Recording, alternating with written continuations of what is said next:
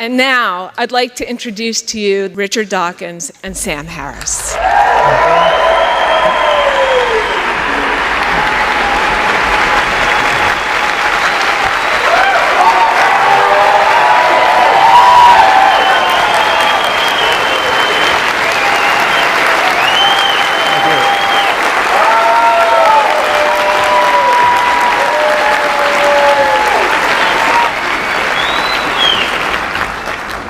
I must say, I'd also like to see an openly female president.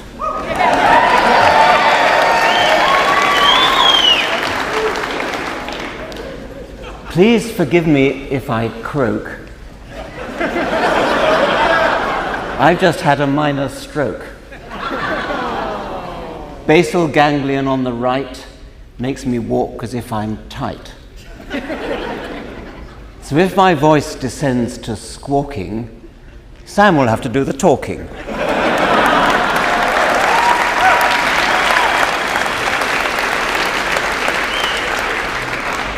Well, thank you all for coming. This is what a sold-out house looks like when the Cubs are in the 7th game of the World Series.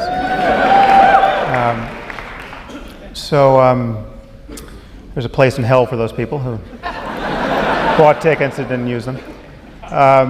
Needless to say, it's an honor to be here and a real honor to be doing this with Richard, and I get to do this twice in 1 week. This is the second night, I think you know.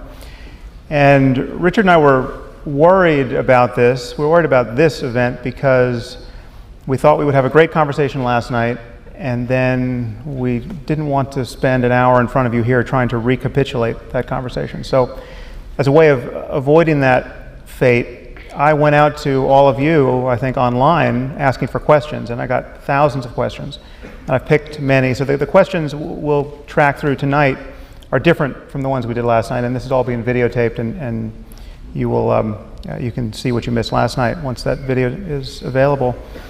I wasn't actually planning to ask this, but I wanted to talk about your stroke, because we haven't spoken about this, and I'm going to guess that the sock choice is not evidence of your stroke. Well, I was explaining last night that at the recent Skeptics Conference in Las Vegas, we had a workshop on cold reading, which you know that system whereby you pretend to thought read and all you're doing really is sizing the other person up. And my partner was a young woman who said, "I seem to see there's something wrong with your eyes. Maybe colorblind." She was looking at my sorry. I am trying to make a point.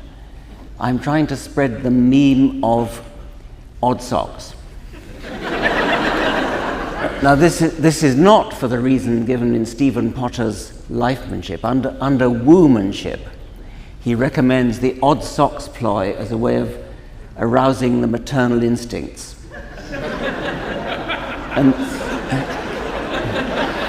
And then there's a footnote that says, "Buy our patent odd socks brand."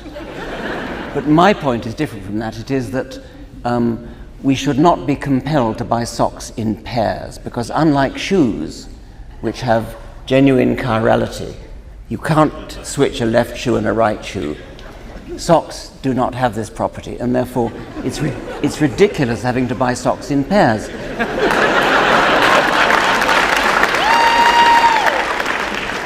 If you lose one sock, you have to throw the other one away. So I want to make the point in as vivid a fashion as possible and encourage everybody to wear odd socks.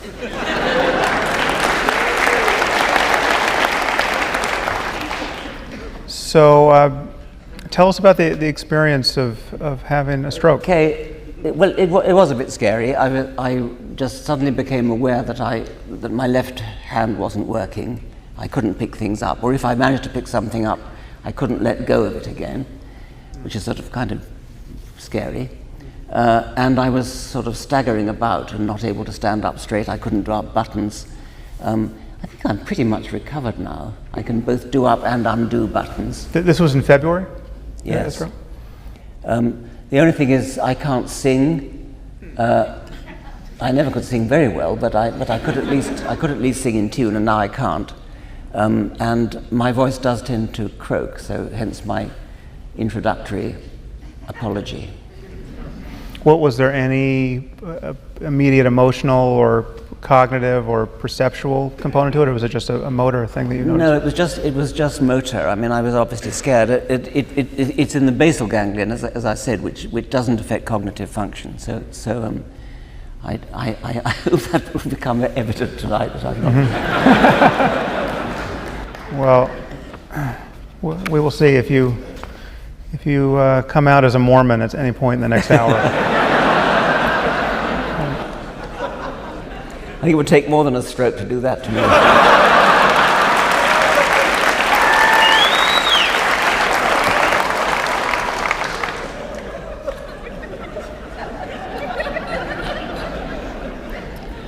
Our first question that one of you may have asked, if you had a time machine and could travel 500 years into the future, what do you think you would find biologically, assuming our direct descendants still exist and haven't uploaded themselves into the matrix? Will we be recognizably human? 500 years is too short a time to expect any genetic evolutionary change. But what about with our own meddling, the genetic engineering that we're surely going to do? Yes, I mean, I suppose that is a possibility.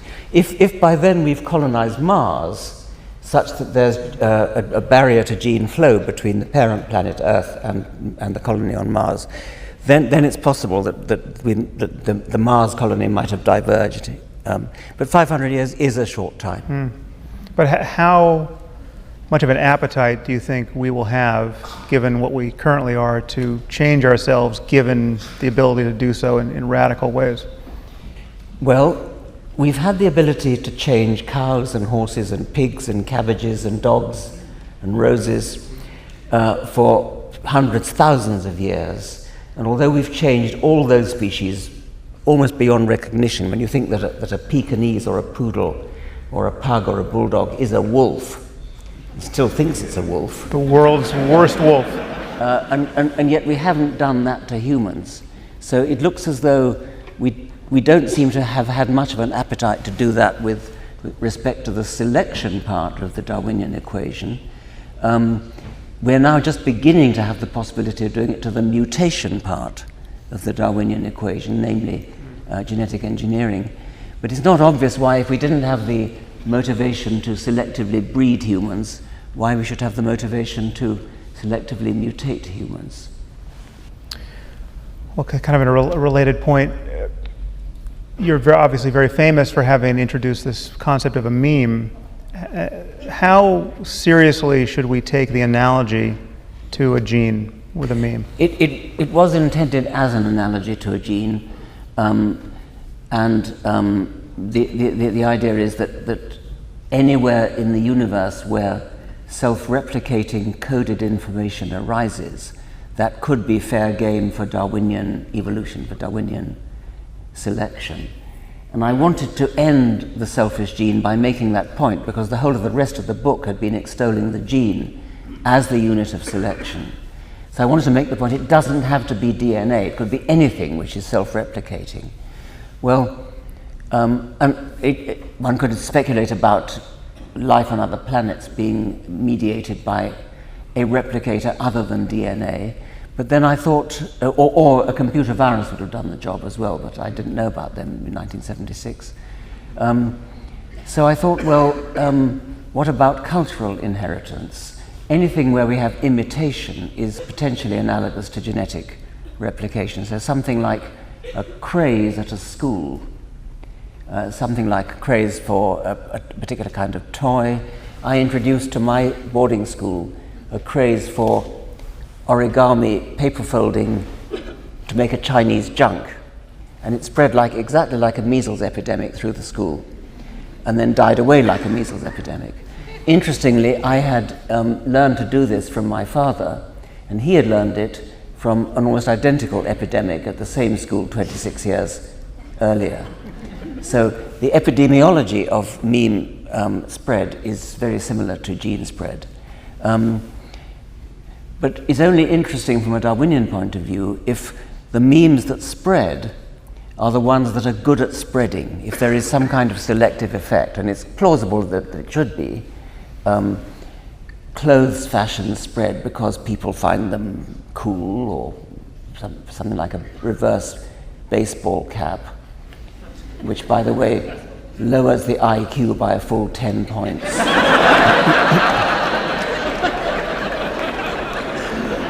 That's probably the first remark that he's going to get in trouble for. I'm counting.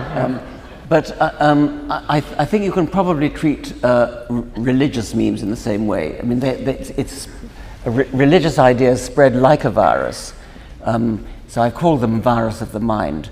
So they either pass down the generations like DNA does, and of course, obviously religions pass down generations, but they also spread sideways in epidemics when you've got a particularly charismatic vector of the virus, like Billy Graham or one of those types. So I think it's a genuinely interesting question whether the really successful religions like Roman Catholicism and Islam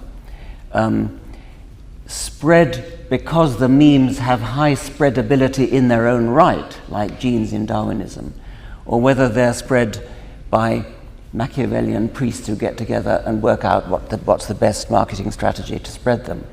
And I'm inclined to think that pure memetic spread is plausible, and I'm interested in that. I haven't really run very much with the meme idea. The people who have are Dan Dennett, the philosopher, who talks in a very interesting way about memes in most of his recent books. And Susan Blackmore's another one who wrote a book called The Meme Machine. There are about 20 books now with the word meme in the title, which emphasize various aspects of it. The fact that memes don't change truly randomly, does that run roughshod over the I don't think analogy? that really matters.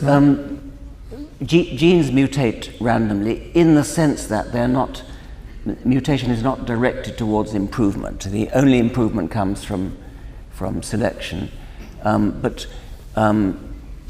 Mutation, nevertheless, is induced by things like cosmic rays, radioactivity, various mutagenic chemicals.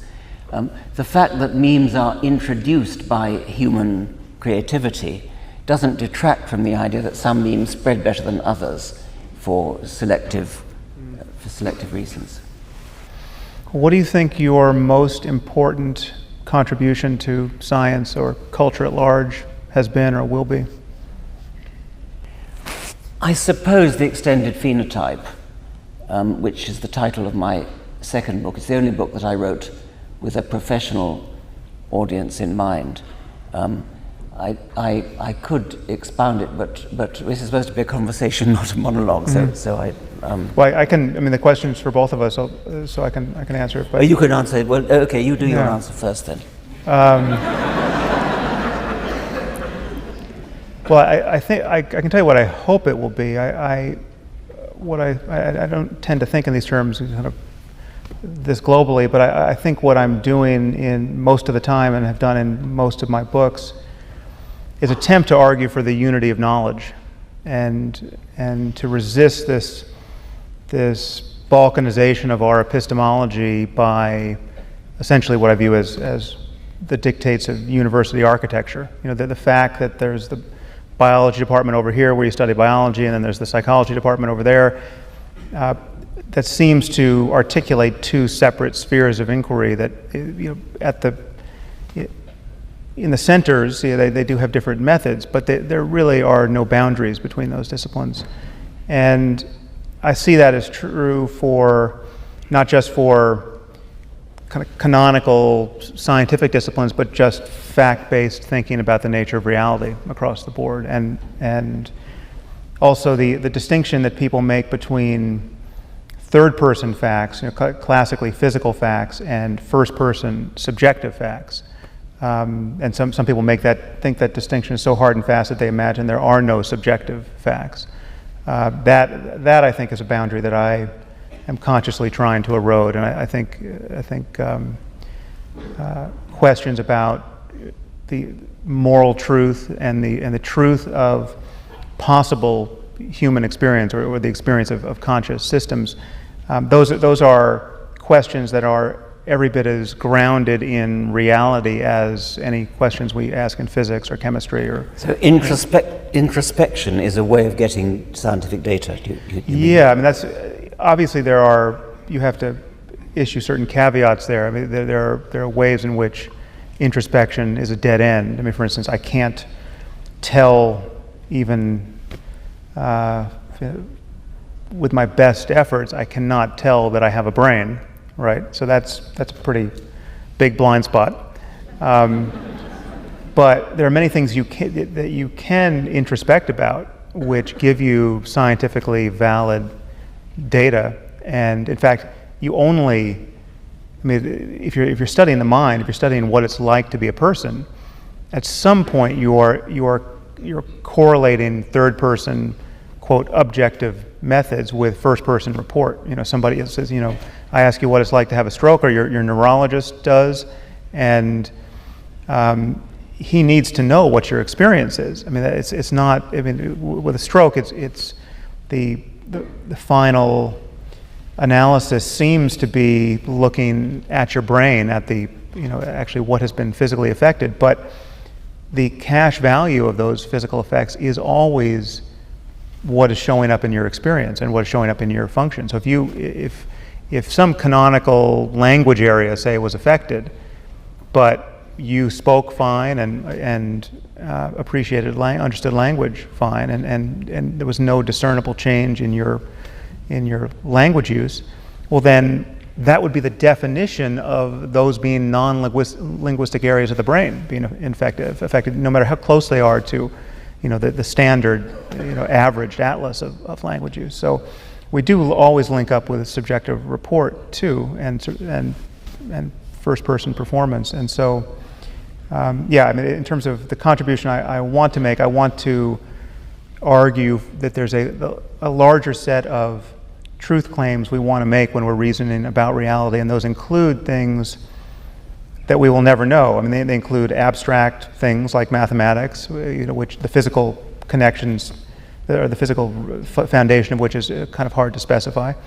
And they include, and the example I always use is a question like, what was JFK thinking the moment before he got shot?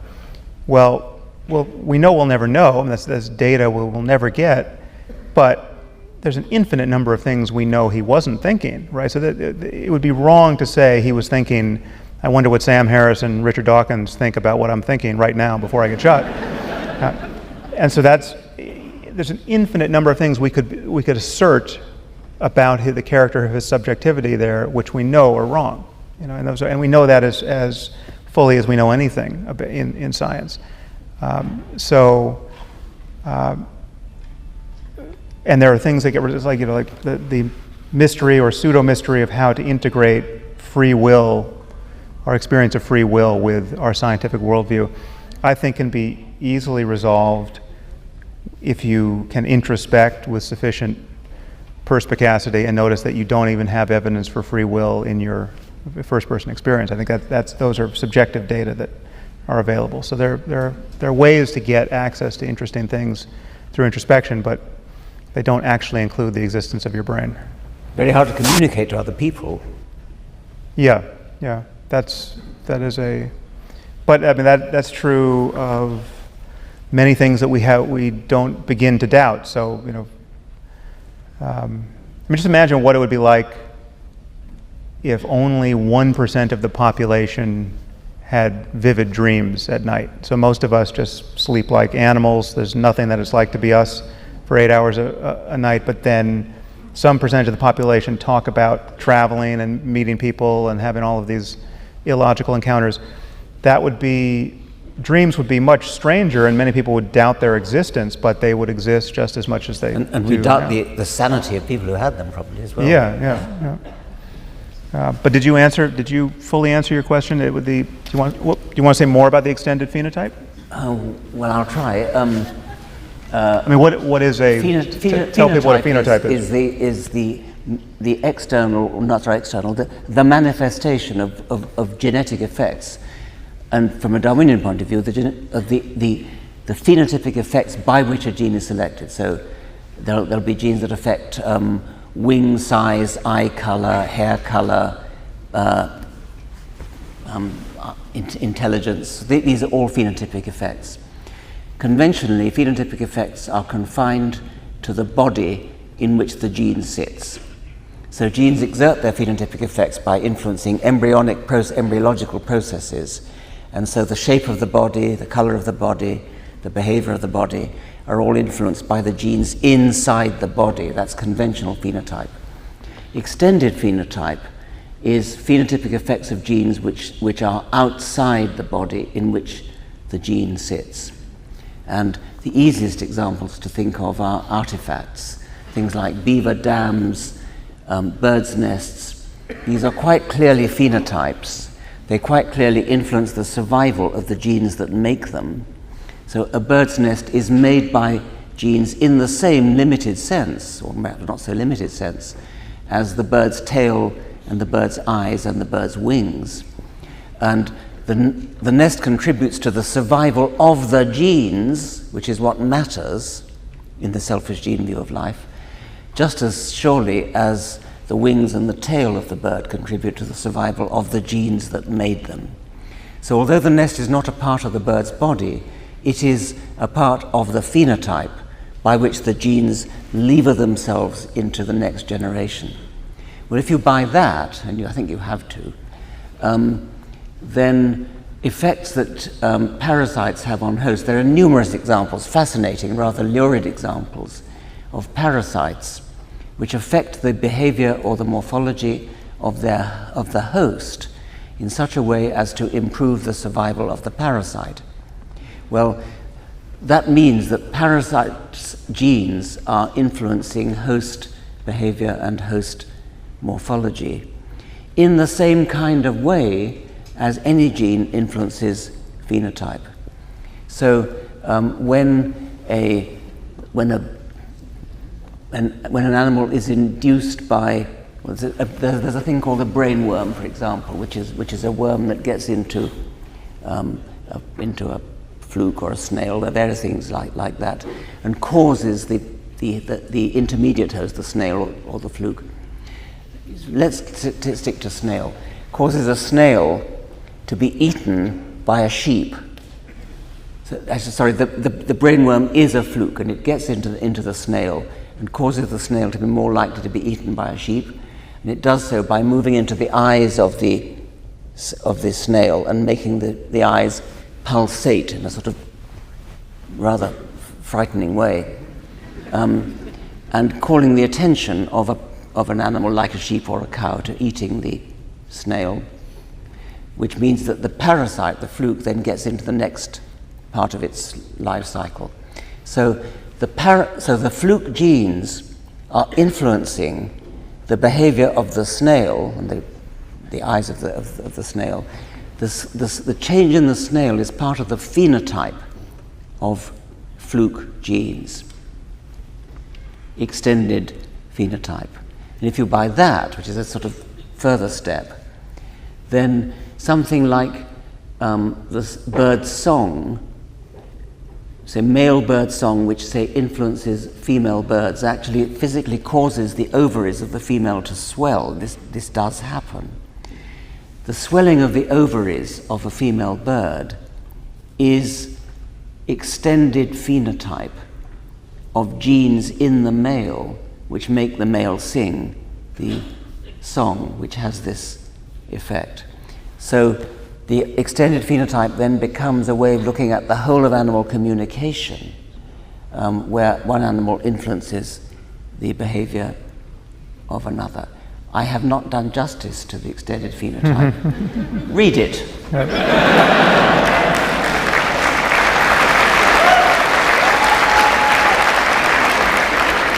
So, what are the prospects that religion or something like it is part of our extended phenotype? Yes, I don't think I want to say that. No, I imagine you wouldn't. Well, in order to qualify as extended phenotype, it would be necessary that genes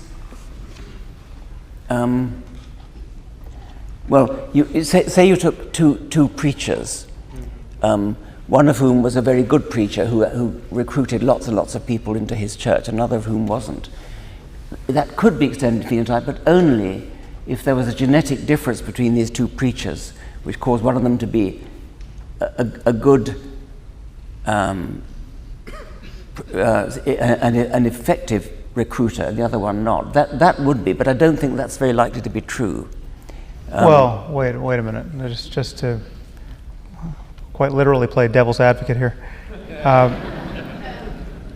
mean, if there's a gene for religious enthusiasm, or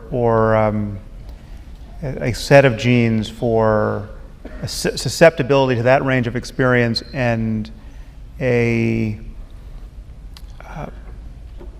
fundamental lack of intellectual honesty or a lack of concern that whether what you're saying is true. So a increased capacity for self-deception and therefore deception of others, say. I mean, that seems to me plausible. I think so that's a very effective preacher, yes, who's filled with the charisma of being absolutely sure about what he's saying and energized by his passion for the whole project. That's true, and I think it probably is true that there are genetic. When you say a gene for something, all you ever mean is a genetic difference that causes a phenotypic difference.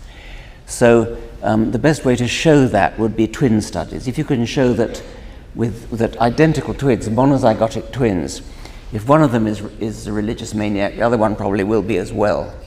If that's true, and if that's not so true of fraternal twins, dizygotic twins, then you've shown that there is a genetic effect on religiosity, and that's probably true, and I think certainly true. To be extended phenotype, I think you've got to say that genes engineer their own survival and passing on into the next generation by making their victims religious. And I suppose, maybe that works actually. So quickly, a life's work is undone.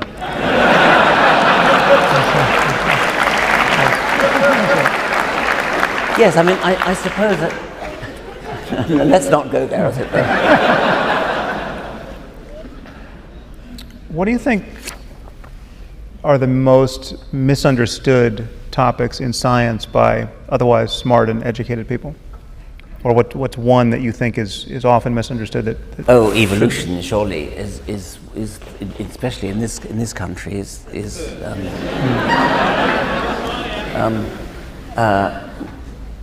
But what do you think? I mean, even many people in this room who obviously are well educated and interested in the topic to even be here, what do you think many people here may be confused about or be wrong about and not know it that's of consequence in science? Have you had to bet? I mean, certainly there are no creationists in this audience. You were screened at the door, right, with that wand? I suppose there may be people. I mean, I would say it was a misconception to believe that the majority of evolutionary change as we observe it is non-selective. And there are people who believe that natural selection is relatively trivial compared to random genetic effects. Now, that's a genuine scientific controversy, and there may be people here who subscribe to that. And it's true if you stick to molecular genetic changes, but if you're talking about actual externally visible phenotypic changes, then I don't think it is true. And I think that's a confusion which I would expect to find in this sophisticated audience. So just to traverse that one more time, the belief that much of what we notice about ourselves was not selected for, but Yes. just kind of came along for the ride. Yes. You think that's very likely untrue? Yes, but you have to be sophisticated about it, because you may be looking at the wrong thing. We talked about this last night. Perhaps it doesn't matter doing it again. Many people think that quite a lot of characteristics are trivial, sort of frivolous. That I mentioned eyebrows last night as being something which nobody could seriously think that eyebrows are doing anything useful. How could eyebrows possibly be naturally selected for? Well, I think that's a mistake. It's a very tempting mistake, but something that seems trivial is almost certainly not trivial, because the genes that make it have so many opportunities to be selected. It's represented in thousands of individuals and over lots of generations. And this has been worked out mathematically as well. So that is a very common misconception, I think, that very slight effects are too trivial for natural selection to care about. And I think that is wrong. I think natural selection actually does care about even what look to us like very tiny, trivial effects. To make a disconcertingly lateral move here, how can we publicly challenge the more dangerous tenets of Islam without further inspiring bigotry against Muslims? Now, you and I have both, unlike many scientists, we've sounded off on this. It's been, for as long as I've been an atheist, it's been deeply unfashionable amongst atheists, even atheists who think it's a legitimate project to criticize religion. It's been unfashionable to criticize any one religion more than any other. Yes. And I noticed, especially one any more than any. Yes. You can go to town on Mormonism or Scientology, but it's or Christianity, actually. I mean, but the default assumption is that if you're against religion, or if you think that the evidentiary claims upon which all these revealed religions are founded are unjustifiable, well, then they all go out. They're all on all fours together, and you don't really need to weight your concern. But it just has seemed obvious, at least since September 11th, 2001, that one of these religions is producing more than its fair share of conflict and oppression. So back to the question: how do you, given that you and I both think it's legitimate to focus on the most harmful instances of religion as we see it, how do you avoid energizing those voices who are actually animated by bigotry and xenophobia? Yes. Well, I think we both have this problem. I suppose. I listened to one of your podcasts about Islam and arguing against the point of view which says that the terrorists which we all know about in the Middle East are not motivated by religion. That they're motivated by anything but religion. There's a kind of desperate desire to blame anything but religion for what is going on. This was the podcast where that issue of ISIS's magazine, Dabiq, where they just spelled out that they were as fed up with this as I was, and they just wrote all of their reasons for killing infidels. It was amazing. I felt like I was in a lucid dream. It's true. I do listen to it. What's it called, Sam? I forgot what it's called, but you'll find it. It's sometime in the last 10 podcasts. And I think what. Sorry. Right. What jihadists really think, and it's why we hate you and why we fight you. And it's absolutely. I mean, Sam could have written the script. It's just completely. We hate you because you're not Muslim. It amounts to nothing more than that. And we fight you for the same reason. But what do you do? Actually, I had a podcast that I just released today where I was interviewing our mutual friend Ayaan Hirsi Ali, and I asked her a related question. Thank you. This is the true feminist hero who was just declared an anti-Muslim extremist by the Southern Poverty Law Center. It's absolutely unbelievable. But so I asked her, and has been disinvited by at least several campuses in this country, including Brandeis. So I asked her, get more to the point of conspiracy thinking on the right. So it's often, it's simply a fact that Islamists and jihadists are scheming to spread their views, and both by the sword and otherwise, throughout open societies, and they're using the norms and institutions of our open societies against ourselves, and in a very cynical and calculated way. And it's not even a conspiracy, as Rayhan pointed out. It's just there in the open. This is an agenda that Islamists have. They're totally open about it, totally honest about it. Yeah, but the issue is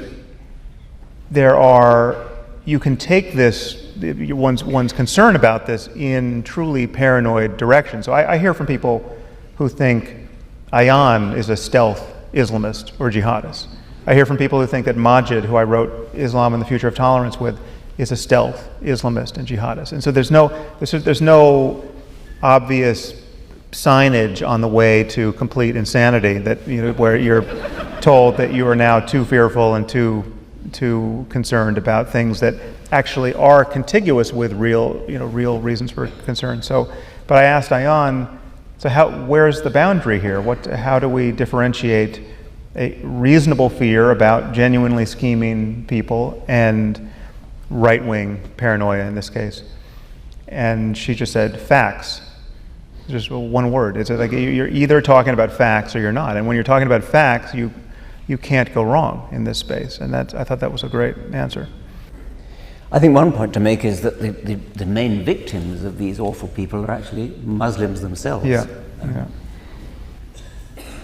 But what about the attack from the left, which in liberal left circles in America and Britain, where Islam gets a free pass on all sorts of terrible things like misogyny, which no liberal would actually sanction, and yet if a Muslim behaves in horrifically misogynistic ways, somehow that's ignored, as though that's somehow legitimate. Oh, it's part of their culture, so they're allowed to do that. I must say, I despise that kind of thing.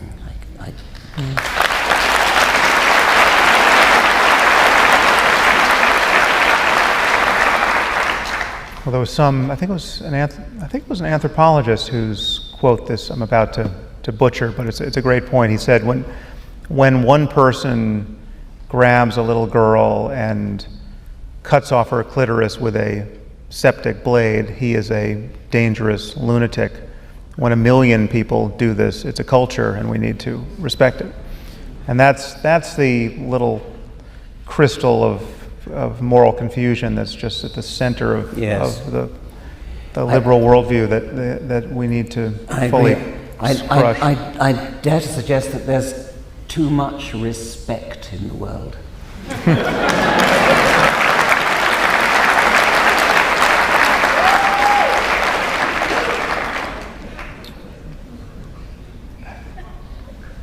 Well, hold on to that. Is the concept of race biologically valid, or is it merely a social construct? And what do you think about taboo topics in science, for instance, racial differences in IQ? Are these taboos justified? Are there things we shouldn't study? Well, first, I can't imagine any good reason for wanting to study racial differences in IQ. But as for the purely scientific question of is race a valid biological thing or is it a social construct? Yes, it is biologically valid. It's a valid distinction. There's a widespread belief that it's purely a social construct. This has been abetted by the very distinguished geneticist Richard Dawkins, who made the point that the great majority of, first of all, made the point that the human species is astonishingly unvariable compared to many other species. We are genetically a very uniform species despite what we look like. And the great majority of variation can be found across races, not between races, but within them. Nevertheless, the geneticist, equally distinguished geneticist A.W.F. Edwards pointed out what he called Lewontin's fallacy, which is that although there may be relatively little variation between geographical peoples, nevertheless it is correlated. So a simple operational distinction. If you were to take people from Uganda, Alaska, say Inuit, from the Congo forest, from India, from China, and ask anybody in the world to guess where they came from, given a list of countries where they might have come from, everybody's going to get it right. You can tell where somebody comes from if their ancestors have lived in a certain area for a long time. It's very easy to tell. It's not difficult. It's dead simple. There really are geographical differences between peoples. What is deeply wicked is to base any kind of discrimination on those things. You should never ever discriminate against somebody because of their skin color or anything else. That's wicked. But to deny that there are differences seems to me to be perverse. Well, let's take that. You can retract those applause after I say what I'm about to say. But the inescapable conclusion of the implication of natural selection here is that if you have isolated populations that are sufficiently isolated so as to give rise to phenotypes that differ sufficiently so that we notice we're in the presence of what we're now calling two different races, it would be an absolute miracle if everything about us that we care about, that is selected for, was identically tuned across those different races. I mean, intelligence, good psychological characteristics, generosity, conscientiousness, aggression. So undoubtedly we will find differences that we can generalize about if we look for them. And it's the fear of what that means, the implications of that I think make this a taboo. You can probably find them, but what would be wicked would be to say, I will not give this person a job because he belongs to this category of people, and there's some kind of statistical tendency for that category of person to be different from that category. Treat them as individuals. Look at the qualifications of this individual and forget about the group, race, whatever you want to call it, to which he belongs. Well, that's where Lewontin's point about variance is relevant, because given that the variance, there's enough variance within a population for all of these characteristics that it would be irrational to think a lot about a person's mathematical ability based on their race, even if there were a population difference between two populations. Totally right, yes. But can you see, so I recently did a podcast where this topic came up, and I got a lot of pushback from my position, which is very much like yours, where I don't see the point of doing this research, or what good is going to come of scaling intelligence in many different populations. But I guess there's no guarantee that there isn't something worth studying there that would be just understanding human intelligence in general and the genes that maximize it. We may just stumble into these differences and just wind up categorizing them, but despite ourselves. Yes, I see no objection to studying whether there are genetic differences across the whole human population in intelligence or musical ability or mathematical ability or anything else. What I would object to, I think, is is categorizing somebody as belonging to this race or that race, and therefore assuming that he is or is not good at mathematics or Yeah, well, that final assumption, obviously, you would never want to make. It just would make no sense to make it. But yeah, it is. I mean, this kind of science, if we ever had these results in hand, would lend itself so clearly to invidious comparisons between yes, people. I fear it would. It'd be a political Yes. liability. But Yes. that's on the assumption that we know we're going to find negative comparisons in a way that would be disadvantageous to certain minority groups that we want to protect, but maybe in many cases it may be the other way around. It may be that I mean, for instance, there was this great result, I think it still has stood up, that white Europeans are the only ones walking around who are part Neanderthal, right? Aren't we? Well, not white Europe. I mean, non-Africans. Non-Africans. Okay. So, but it's also Asian. Yes. Okay. So yeah. So the people, Africans are the only true 100% Homo sapiens. No, it could be Europeans. That could be right. Yes. Right. Well, I'm proud to have Neanderthal. Yeah. But I don't see anything wrong with, say, doing twin studies on intelligence. I don't see anything wrong with saying, let's look and see if there's a genetic component to intelligence. There's almost got to be a genetic component to intelligence, because if you think that intelligence has evolved by natural selection over the past couple of million years, and we've got, presumably we're more intelligent than Lucy was, that must have come about through natural selection, and there must therefore have been genetic differences in intelligence to have been naturally selected. It seems to me that if you're going to go to the mat for eyebrows, you can't really draw the line at intelligence. Exactly. So the sort of almost religious aversion to talking about genetic differences in intelligence is irrational. And I suppose it does come from the fear that it might be applied to groups of people rather than to individuals. Yeah. Well, I think it is. I think those taboos make some sense. I just wouldn't want to.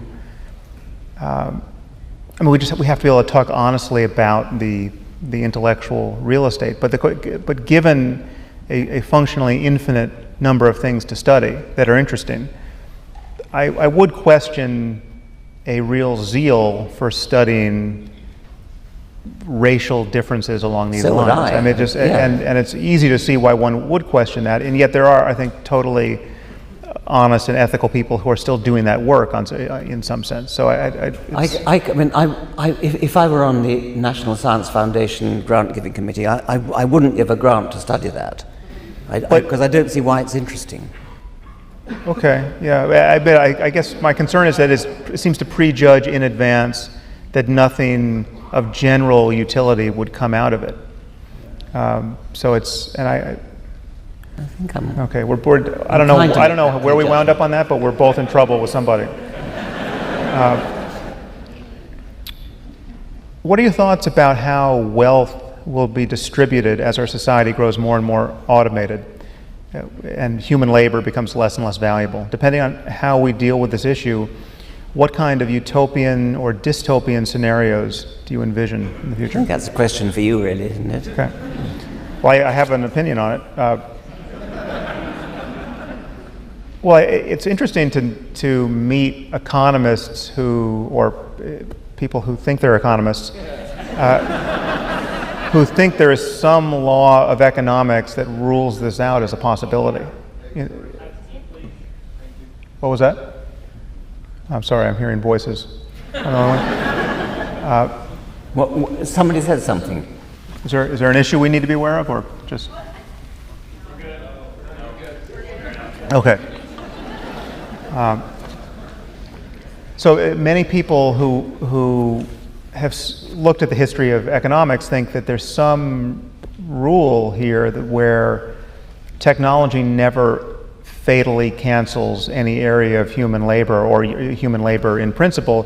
People just move on to the next jobs that have been opened up by these breakthroughs. So it used to be that some significant percentage of Americans tilled the land, but once we got machines to do that, that has now diminished to a tiny percentage of the population, but those people just moved on to do other, presumably more gratifying work.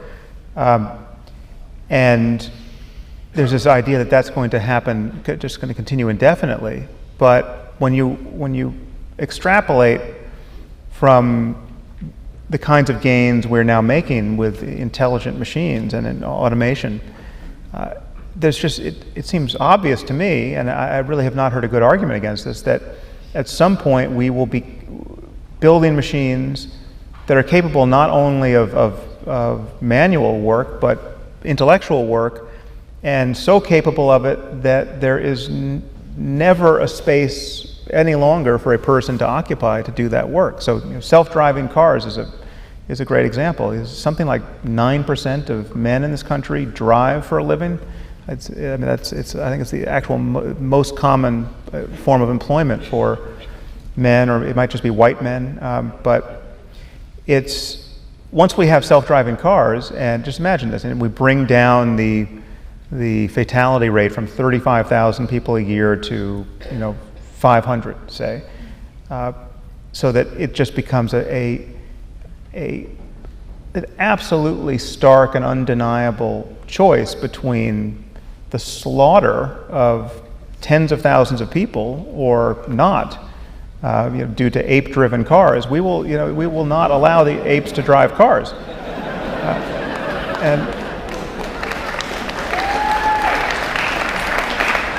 and it seems to me that in the limit, almost everything is like that. And so then what you're left with is this possible utopia, really, where we have just canceled the need for human drudgery, and we've opened a space where everyone should be free to do what they find most gratifying. And you can be as creative as you want, you can be as lazy as you want, you can have as much fun as you want, and but the thing you have to break in order to make that possible is this ethical connection, or pseudo-ethical connection, that many people feel in their bones, especially in America, between working and having a right to exist, right? So it's like you have to have the political and ethical wherewithal to spread this wealth.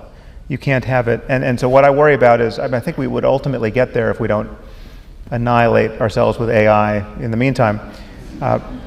But I think that there'll be this transitional, if you imagine the perfect development of technology, there still will be this transitional kind of bottleneck where we won't have the ethical and economic and political pieces in place, and you'll get some ghastly level of wealth inequality that is just of a sort we can't really imagine, certainly in the developed world. And those spasms, politically, could be very difficult to absorb. So yeah, that's fascinating. I hadn't thought about that.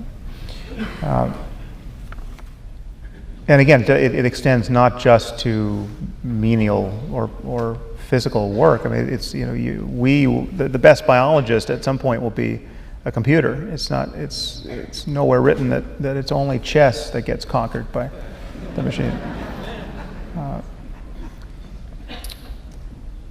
This is a very common question. It's a question for which I'm sure we don't have a totally satisfying answer, but this is, if anything, this is the center of the bullseye with respect to the life horizon of atheism and the future of religion. How do atheists find meaning in life? Can there be a sense of the sacred in a truly rational context? How does anything matter if there's no heaven to go to? That final line is, so the first two sentences seem really kind of level-headed, but this to the religious mind, this final question is just as pressing as the first two, and this is where my intuitions sort of fail. I've never understood this idea that without eternity, nothing matters. It seems to me you could just as well run it the other way. If in light of eternity, certainly whatever happens here doesn't matter. I mean, we have an eternity to make up for this catastrophe, right?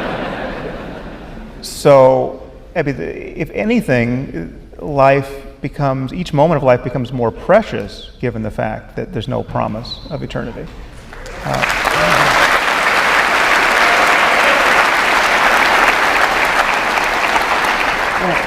The trouble of being on stage with Sam is I agree with everything he says, I mean, I completely agree with that. The idea that anybody could think that there is no point in life if there's no eternity to go to. I mean, what a pathetically inadequate person that must be.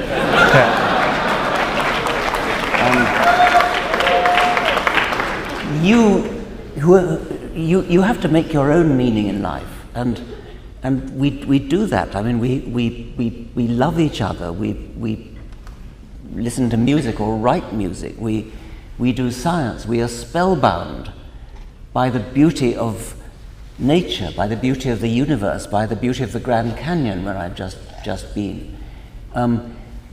This gives you meaning in life. Meaning in life, the next book you want to write, the next baseball match you want to win, if you're that way inclined. Baseball match, just.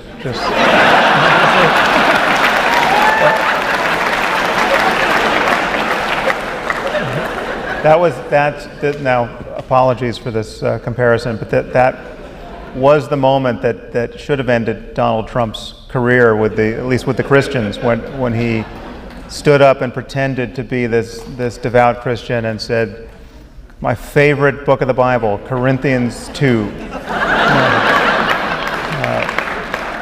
But nothing was riding on that happily, and your reputation is intact. But don't you worry though that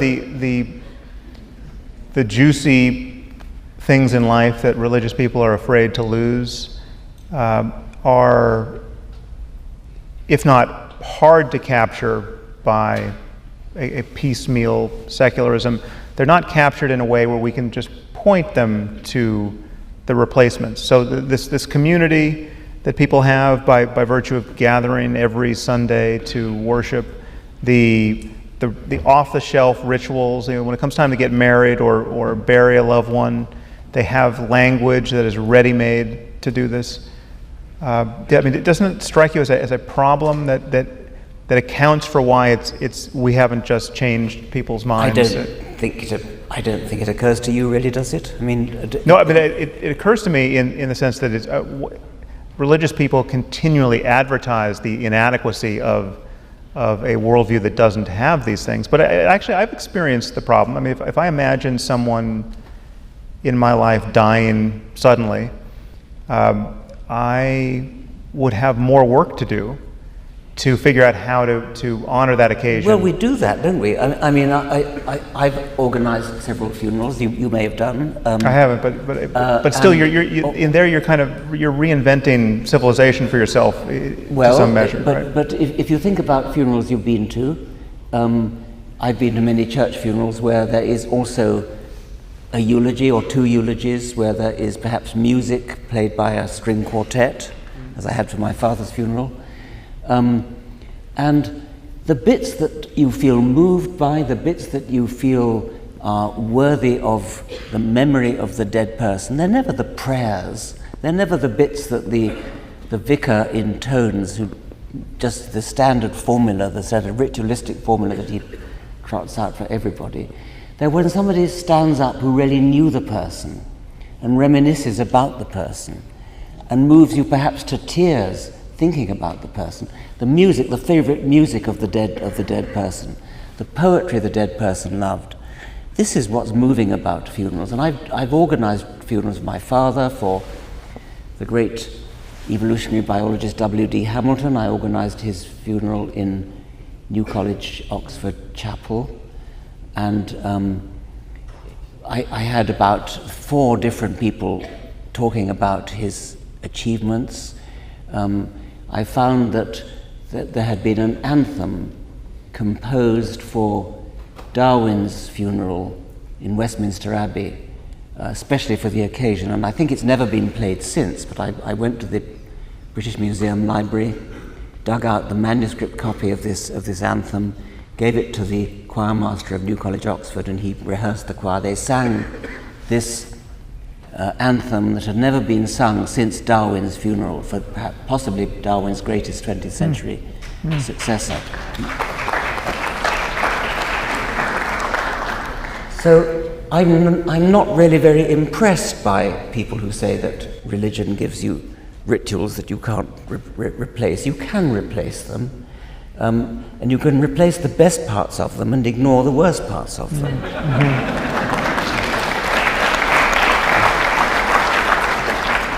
Do you feel, though, that there's a need to systematize that so that it's not upon everyone's shoulders to do this for themselves?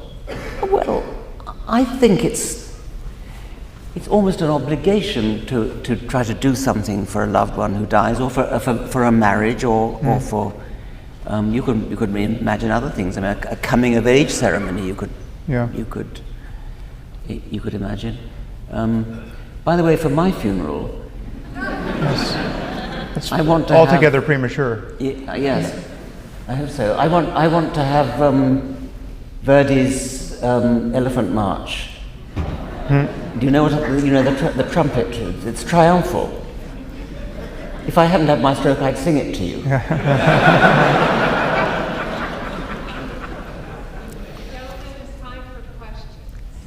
Time for questions. All right, wait a minute. I may veto that. Maybe I'll find one more question here.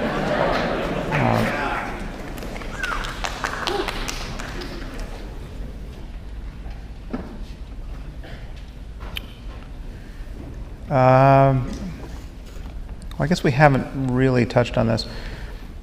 Please talk about the primacy of free speech for maintaining the standards of education and the openness of a society.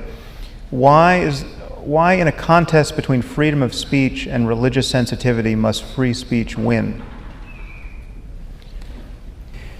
It's amazing that this really is not obvious to most people. I mean, it's amazing to hear freedom of religion and freedom of speech talked about in this society as though there had to be a balance struck between them, as though there were some use of speech that was itself an infringement upon someone else's freedom to practice their religion, which is obviously never the case. I mean, there's absolutely nothing I could say about religion right now that is so disparaging of the project that would cancel someone else's ability to practice their religion, right? So it's just, there is no trade-off between free speech and... I totally agree. And I'm distressed at the disparagement of free speech which is creeping into universities both in Britain and America. I was in Berkeley in the 1960s, Berkeley, the home of the free speech movement, and it's immensely distressing to me that Berkeley today has disinvited people because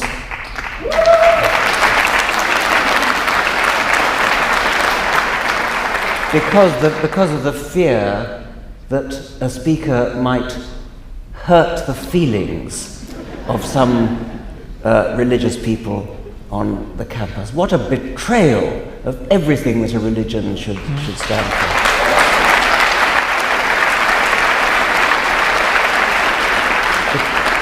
The people at Berkeley and in London, the London School of Economics and various other places like, I think, Leicester University, Birmingham University, should hang their heads in shame for destroying the fundamental principle of what a university should stand for. University should stand for not just free speech, freedom of thought, the ability to be challenged, the ability to be exposed to views that you find distasteful so you can evaluate them, not be protected from them.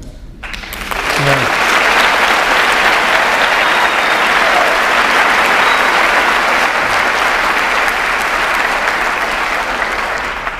Playpen full of Play-Doh.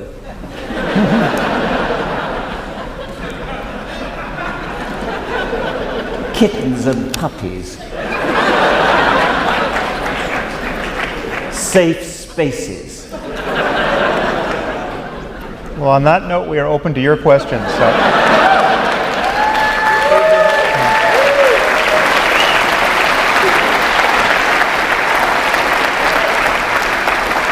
think there are microphones coming to you. This question is directed to both Mr. Dawkins and Mr. Harris. There's been a question rolling around in my mind about the authenticity of what counts as a follower of a specific umbrella religion, say Christianity, Islam, or Judaism. I've been in some discussions with some people as to the subject of Islamism, for instance. Using Christianity as an example, asking an individual, is a Catholic a Christian? Is a Lutheran a Christian? Well, what constitutes a real Muslim? Someone who's more liberal, someone who's an Islamist? What's a real Jew? Someone who follows Reform Judaism as opposed to the more orthodox interpretation of the religion. What's your view on how an individual is, or quote unquote, an authentic follower of a religion, given that religions have crossed a vast amount of time and space from their origin, from the point of origins, to have evolved to include liberalistic interpretations and what we would consider more fundamentalist? Yeah. I mean, this is one reason why I'm a fan of zeroing in on specific beliefs and their consequences. So it's not trying to find the, quote, authentic Muslim or authentic Christian I don't think it's a project anyone needs to ever be engaged in. You just need to know what someone believes on points that really matter. So how do you think gays should be treated? How do you think women should be treated? What do you think happens after you die? Do you think there's a paradise that martyrs go to? I mean, these are all crucial questions which any adherent of any one of those faiths will use in their own mind as a litmus test to judge whether or not someone is devout enough or following or interpreting the scripture the way they're doing it. But I don't think we ever really need to know. I mean, there's just radical diversity, and there's a range of commitments that we never really have to we never have to bound in any. No, I agree with that, except that politicians may. This arises in Britain particularly, where actually in the every 10 years we have a census, and people are invited to tick a box as to which religion they belong to, and quite a large number of people in the 2001 census ticked the Christian box. It dropped from 72% to about 54% in the 2011 census. But you might say, well, who cares whether they're really Christian? Who cares? I mean, it's up to them whether they really believe Jesus was the Son of God, or Jesus is your Lord and Savior, or born of a virgin and things.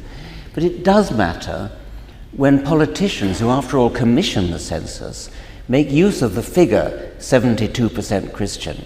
Say, right, Britain is a Christian country, therefore we need to pass legislation in accordance with Christian beliefs, let's say about abortion or something of that sort. And this actually did happen in Britain. So when my British foundation, the British branch of the Richard Dawkins Foundation for Reason and Science, we actually commissioned a poll in Britain on the day, in the week after the 2011 census, to ask people who ticked the Christian box, what do you really believe? Because we suspected that although they ticked the Christian box, they didn't really believe in many of the tenets. By the way, it's tenets, not tenants, as was said of Christianity. And the reason we thought it mattered was precisely that politicians had used the figure 72% Christian in the 2001 census to enact legislation in accordance with what they thought were the beliefs of the British people. So I do think that to some extent it does matter. That's why Pew, the polling organization, often does a religion survey, and they ask specific questions. They don't ask as many as I would want them to ask, but they ask questions that tease out the gradations of belief. How old do you think the universe is? Yes. And by the way, the result of our poll was that the people who ticked the Christian box, very, very few of them actually held the sorts of beliefs that you might think were Christian beliefs, like Jesus is my Lord and Savior, virgin birth, the Bible is true, that kind of thing. Okay, upper deck in the middle. Hi, this question's for Sam. I'm curious, what are your views on medical marijuana for the use of children and elderly, as far as Parkinson's and epilepsy are involved?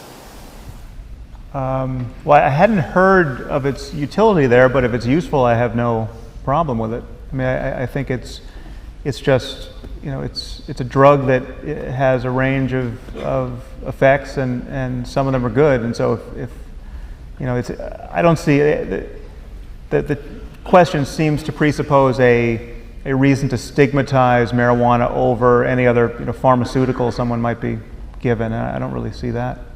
So. Hi, I'm curious, when you were talking about measuring or studying intelligence across different races, what specifically, because you've mentioned the IQ, what specifically would be the measurement of intelligence, you know, considering that people are interested in different types of intelligence, like emotional intelligence, and like how would you determine what is the proper way, what's the standard for the, you know, what's the universal standard for intelligence, I guess? Is that the IQ test or? Yeah. Well, I mean, I think both of us say we specifically did not wish to measure intelligence across different races. Although he was a little more emphatic than I was on that point, I think. However, but I mean, your question is a valid one with respect to measuring intelligence at all, which I would be in favor of. There are lots of different ways of measuring intelligence. As you say, lots of different kinds of intelligence. And IQ tests themselves are very controversial, and they measure different things.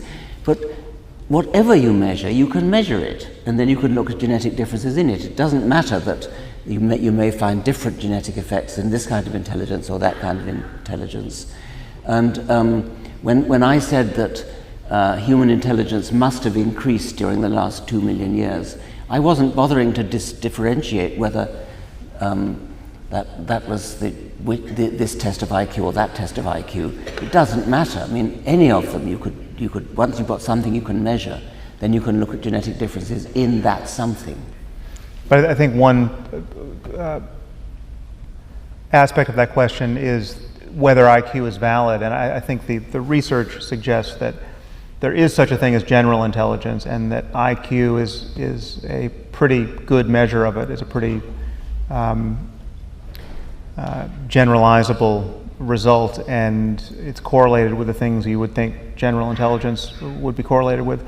But you know, I'm also a fan of the multiple intelligence description of the human mind.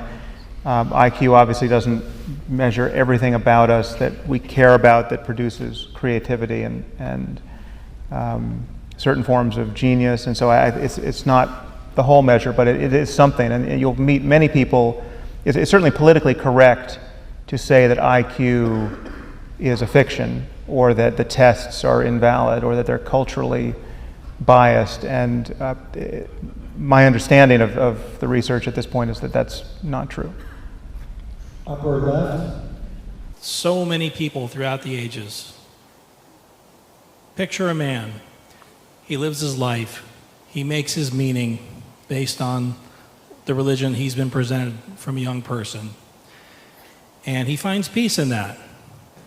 And a lot of the dogmas and beliefs of the religion he's presented, he may not really subscribe to. He doesn't read all the texts and think about it that much, but he finds peace in it. So my question for you is, what's the harm? I know beliefs have impact and beliefs have consequences. So my question for you is, what's the harm of an individual or so many people throughout the ages who live their lives finding peace, having a religion, live and die and believe as they do? Okay. Yeah.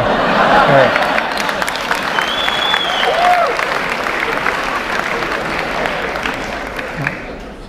Well, actually, there is something that will be familiar to many of you that I think is worth saying at this point, which is the problem with dogmatism is that you actually can never be sure what the harms will be, and they can be just astonishingly bad all of a sudden. And because dogmatism, the state of being dogmatic, the state of believing things strongly despite an absence of evidence or even in the face of counter evidence, That is the state of having no error-correcting mechanisms in your worldview. I mean, you're simply not available to reality, so you are just going to continually bump into hard objects wherever you go. And so you take, and my favorite example of this, I've said this several times, but it's just worth pondering, that you can have a dogma which on its face is the most benign and life-affirming dogma there is. So the dogma that life starts at the moment of conception and all human life is sacred, right? All of it is sacred. We just have to privilege just the human being from the moment of conception as being an entity that has to be treated as an end in itself and never as a means. Now, what harm is going to come from that? That is the most life-affirming and most careful disposition you could possibly have. But then we get something like embryonic stem cell research, or then we have the family planning needs of women and girls who get raped, right? And then all of a sudden, the people who are sure, based on pure dogmatism, that a soul that if you could hold it in your hand would be invisible to you. If you could hold 1,000 in your hand, they'd be invisible to you. Those souls in those fertilized ova are just as important as the souls in this room, right? That's a dogma that's responsible for an immense amount of harm, and yet you wouldn't have foreseen it. And so the problem is to have a way of thinking about the world that doesn't allow you to reliably navigate because you are not basing your worldview on evidence and argument. That's the problem, and it's By the always way, surprising. a good way to tease people who think that the soul enters the body at conception is just confront them with monozygotic twins. Which twin has the soul? Right.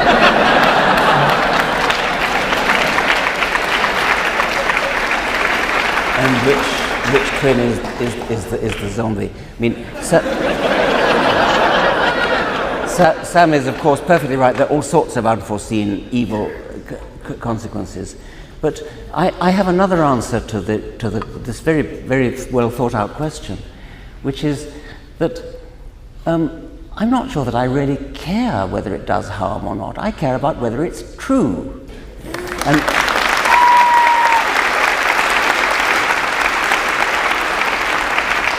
And even more strongly than that, I care that children are brought up denied access to the very, very beautiful truths which we are uncovering, science in particular is uncovering over the centuries.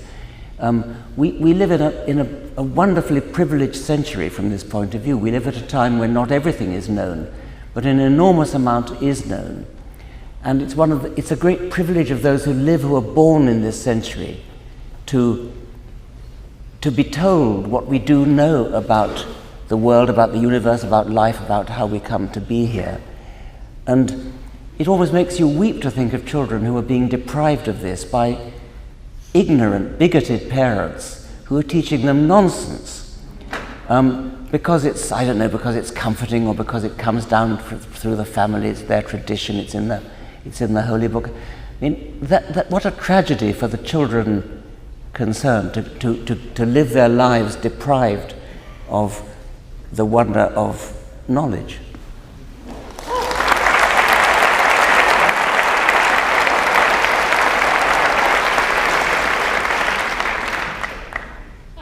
Glad to be here tonight.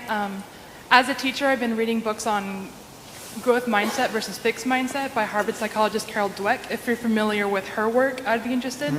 But specifically, I also want to ask about intelligence and to what extent do you feel it is innate versus how much it can be changed and it's malleable with an individual? And generally on that same theme, to what extent is our DNA our destiny? What was that last sentence? To what extent is our DNA destiny, if at all? So specifically intelligence, but... To what extent is our DNA what? Our destiny. To what degree are you really bounded and determined, you're in succeeding in life based on just your genetics? Well, the short answer to this question is that virtually everything you care about seems to be half genetic. I mean, the boundary between nature and nurture is just kind of a convenient and misleading fiction. I mean, everything that is a matter of nurture is affecting you by virtue of regulating the function of genes. And I mean, so you know, if you're going to remember anything about what I say now, it's because genes have been transcribing in your brain, and you've been laying down new connections and changing receptor densities. And I mean, so it's just there's a physical mechanism, and it's related to your genetics at every point, and that is how your environment affects you. So there is no clear boundary there, but a 50% is a ballpark figure for almost everything like intelligence or strong personality traits that are obviously genetic, which is to say that identical twins reared apart will be importantly similar, correlated, to the tune of 50% in those respects. And there's some disturbing research that suggests that the other 50% is really not a matter of what the parents do. It's much more, I mean, the nurture is coming from friends, it's coming from the culture, it's coming from happenstance. It's not, the similarity of, let's say, genetically unrelated people raised in the same home is very small, and in some cases non-existent. So that is very depressing for parents, or liberating if you screwed up. It is. You can measure heritability, which is the contribution to variance of various factors, genes and various other factors. And twin studies is a good way of doing it, comparing fraternal twins with identical twins. And for some characteristics, it's more than 50%. For other characteristics, it's less than 50%. It may sort of average 50%. So I think it's interesting work to do, and there are some fascinating twin studies that have been done, often exploiting the rather rare cases where, for reasons of rather unfortunate accident, identical twins have been reared apart. It does happen, not very often, but there are a few dozen cases which have been studied.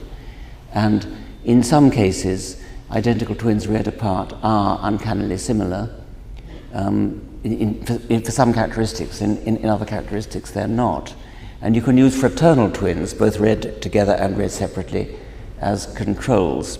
So it's quite a neat sort of, not exactly experimental design because it's not deliberately engineered, but it's quite a neat design for measuring heritability, which is this quantity, which is the proportion of variance which you can attribute to genetic variation.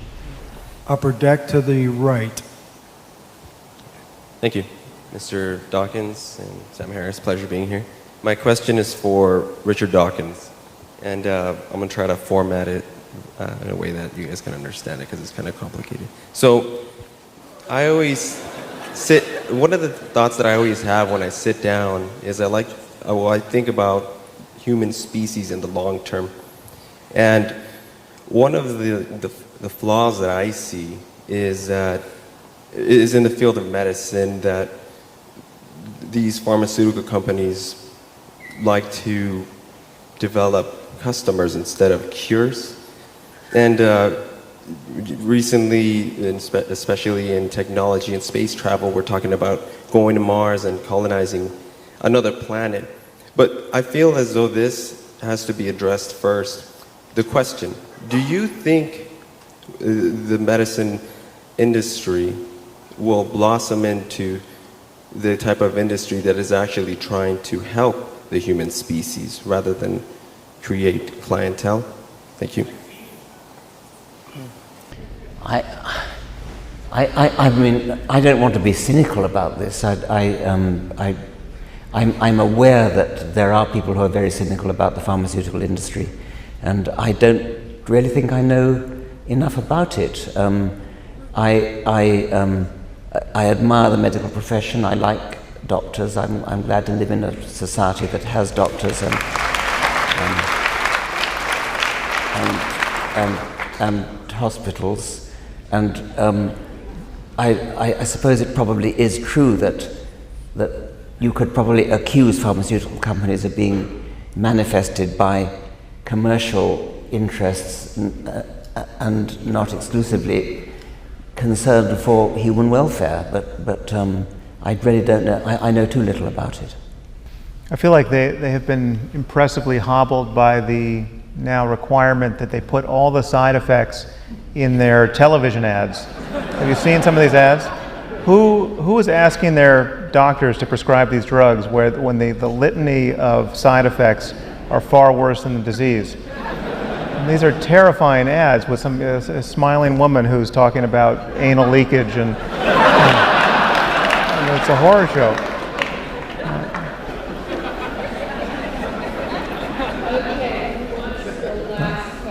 We cannot end on anal leakage.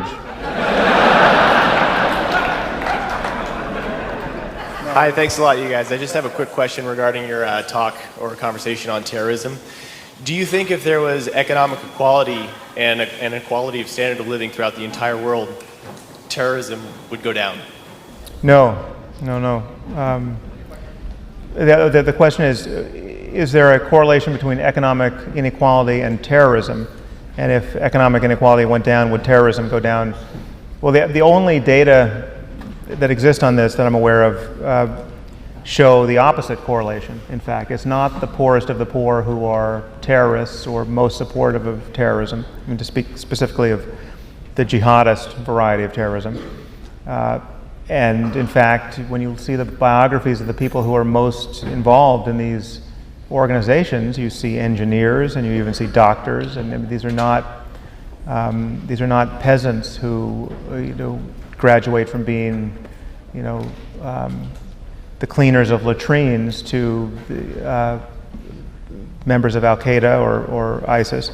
And as you correct for literacy in the Muslim world, support for suicidal terrorism in defense of the faith goes up. So it's just not this liberal dream, and I'm sorry to use the word liberal as a pejorative, but this is a instance of the delusion, that this liberal dream that if you could just spread more economic opportunity and more education around, that would by definition nullify the scariest variants of religion. That's just, there's no sign of that being true, and you can see, there's just an endless number of examples where it's not the case. The issue we have to grapple with is that some ideas are so captivating that people, even with people with a lot to live for, who are psychologically sane, who have lots of opportunity, who may already have families, and even young children, they think it is worth killing other people in defense of these ideas and dying in the process. And it's just the examples of this are endless, and that's the fact that we need to grapple with. One of my favorite quotes from Sam is, "These people really believe what they say they believe," and how difficult it is for us who don't believe anything very much to understand how powerful that can be. Ladies and gentlemen, Richard Dawkins and Sam Harris.